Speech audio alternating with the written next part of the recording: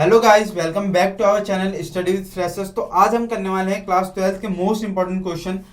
और ये क्वेश्चंस उन बच्चों के लिए हैं जिन्होंने अभी तक प्रिपरेशन नहीं करी है अपने एग्जाम की और वो लास्ट टाइम पे अपनी प्रिपरेशन कर रहे हैं। तो उनके लिए मैं मोस्ट इंपॉर्टेंट क्वेश्चन जो लेके आया हूं, जो लास्ट रिपीटेड क्वेश्चंस है, ठीक है। आप इन क्वेश्चन को कर लेंगे तो आपकी काफी हेल्प हो जाएगी, आप नंबर गेन कर सकते हैं। मतलब 50 प्लस तो आप नंबर ले ही आएंगे अगर आप मेरे इन क्वेश्चनों को कर लेते हैं, ठीक है। तो बात करते हैं हमारे जो फर्स्ट क्वेश्चन है। फर्स्ट क्वेश्चन क्या कहता है? Define consumption good. Consumption goods के बारे में डिफाइन करना है हमें।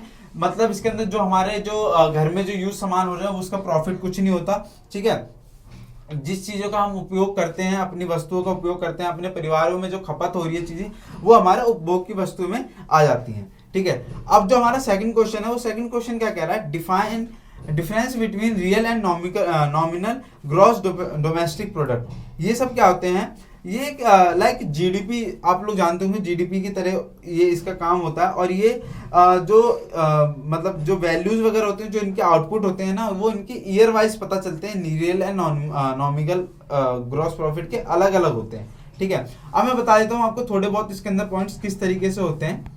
जो रियल जो हमारा नॉमिनल जीडीपी होता है ना, वो होता है हमें जो इकोनॉमिक में जो प्रोडक्शन हो रहे हैं, जो हमारे करंट मार्केट के जो प्राइसेस हैं, वो हमारे आ जाते हैं नॉमिनल में, ठीक है। और जो रियल में आते हैं वो होते हैं जो मेजर करते हैं इकोनॉमिक प्रोडक्शन का जो फैक्टरिंग, जो जितने भी प्राइसेस होते हैं, जितने भी चार्जेस होते हैं जो मार्केट में लगते हैं, जिसे हम डिफ्लेशन और इन्फ्लेशन कहते हैं, उस तरीके से हमारा रियल ग्रॉस डोमेस्टिक प्रोडक्ट का काम होता है, ठीक है। इसी तरीके से आपको डिफरेंस लिख लेने हैं और कोशिश करना अगर 5 नंबर का आता है तो कम से कम 7 डिफरेंस लिखने की, ठीक है। और इसका बेसिस ऑफ डिफरेंस लिखना जरूरी होता है अगर हम डिफाइन करते हैं, डिफरेंस बिटवीन करते हैं तो, ठीक है। अब जो हमारा नेक्स्ट क्वेश्चन जो आ रहा है वो है explain the significance of standard of deferred payment function of money. इसका मतलब क्या होता है? इसका मतलब ये है कि जो भी हमारी जितनी मनी है, जो भी प्रोडक्शन हो रहे हैं, उनके फंक्शन किस तरीके से हैं, जो मेजर किए जाते हैं। Not only pay for principal amount but also interest amount, ठीक है।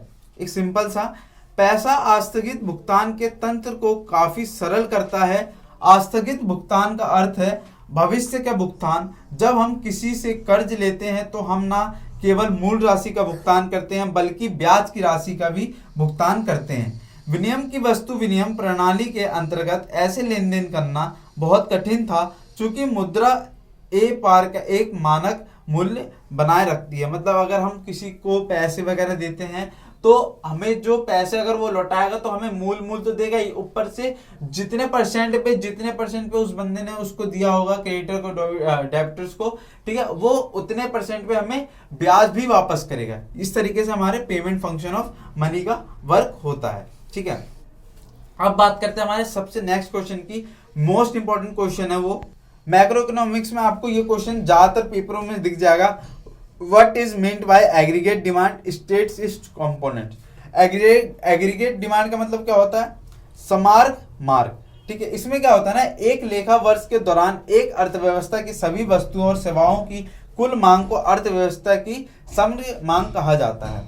मतलब जितने भी हमारे एक साल में जितने भी हमारे लेन देन है, जो भी हमारे प्रोडक्ट की जितनी हमारी चीजें हैं, जिनका सेवाएं हो रही हैं, जो कितनी हमारी मतलब हमारी डिमांड कितनी है अपने इन्वायरमेंट से, जो भी हमारी चीजें जितनी प्रोडक्शन करते हैं, ठीक है, जितनी प्रोडक्शन कंपनी करती है उससे हमारी डिमांड कितनी है, उसका एक साल में कितना डिमांड आ रहा है, उस तरीके से उसका निकालना। इसमें जो 4 चीजें जो आती हैं वो जो इसके कॉम्पोनेंट्स होते हैं वो हैं घरेलू उपभोग व्यय, निजी निवेश व्यय, सरकारी खर्च, शुद्ध निर्यात, ठीक है। ये हमारे आ जाते हैं एग्रीगेट डिमांड में।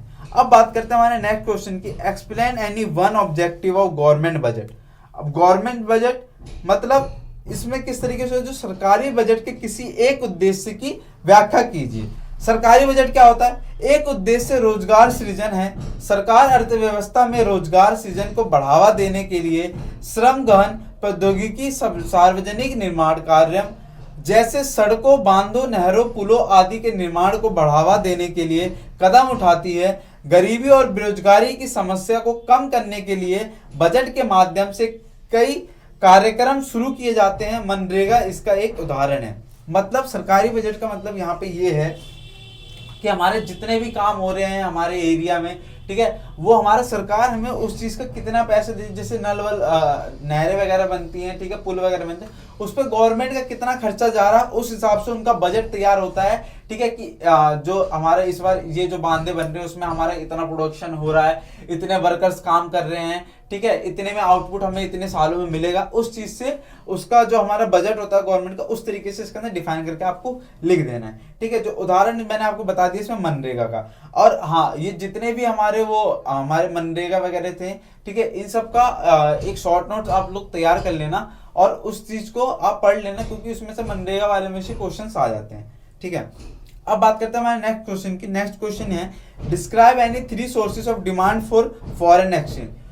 यार ये तो बहुत सा सिंपल सा आंसर है। फॉरेन एक्सचेंज क्या होता है, जो आपस में जो हमारे अब्रॉड कंट्री से लेन देन जितनी भी चीज, तो वो हमारे फॉरेन एक्सचेंज हो गए, ठीक है, सोर्सेज हो गए जितने भी, जैसे या कोई भी चीजें, जैसे एप्पल के आप फोन्स वगैरह जानते होंगे, ठीक है, वो फॉरेन कंट्री से हमारे पास सप्लायर हो, जापान से हो रहे हैं, अमेरिका से हो रही हैं, मतलब कई कई देशों से कितनी भी, मतलब बहुत सारी चीजें जो हमारे सॉफ्टवेयरिंग की चीजें हैं, ठीक है, वो सब चीजें फॉरेन कंट्री से आ रही हैं, जापान से आते हैं, ठीक है, ये सब चीजें जो हमारी फॉरेन एक्सचेंज हो गई, जो हमारे, हम उसके बदले हम उन्हें पैसे पे कर रहे हैं, ठीक है, कर रहे हैं नहीं कर रहे हैं, ये चीज हमारे जो मतलब एब्रॉड कंपनी एब्रॉड होती हैं, जैसे एब्रॉड का मतलब आपको पता होगा जो विदेशी लोग, विदेशी जगह, ठीक है, वो सब चीजें, ये बहुत सिंपल सा। पहले इसका मैं आपको दूसरा जो बता देता हूँ। जैसे पहले क्या होता था, मतलब अनाज के बदले पैसा किसी आदमी से ले लेना या फिर काम करवा लेना उसके ऊपर, ठीक है, उसी का उल्टा कर देंगे, वो हो जाएगा हमारा फॉरेन एक्सचेंज। ये था हमारा आज का टॉपिक,